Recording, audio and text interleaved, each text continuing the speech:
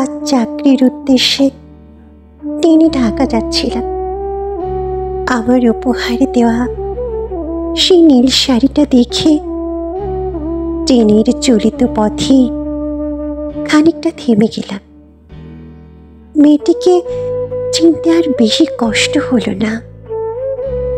মেঘলা নীল শাড়ির মেয়েটার নাম মাধবীলতা। দীর্ঘ 1 যুগ পর আজ হঠাৎ মাধবীলতার সাথে দেখা। তার চোখে চশমা উঠেছে, কিছুটা অমলিন চেহারা। কেমন আছো? প্রশ্নের উত্তরে কেউ যখন দারুণভাবে মিথ্যে বলে, তার স্পষ্ট প্রতিচ্ছবি তার মুখে ভেসে ওঠে। তার ওই চোখের ভাষা আমার যে পরিচিত।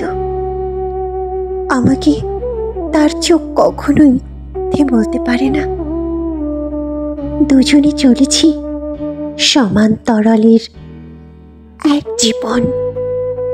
বেশ ক্লান্ত রয়েছে, কিন্তু অভিযোগের দুয়ার বন্ধ।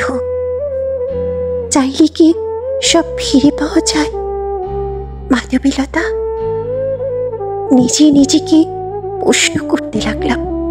আমার শার্টের বোতাম খোলা দেখে এগিয়ে এসে ঠিক করতেই যে একটু এগিয়েছে, আবার থেমে গেল। সে বলল, ঠিক করো।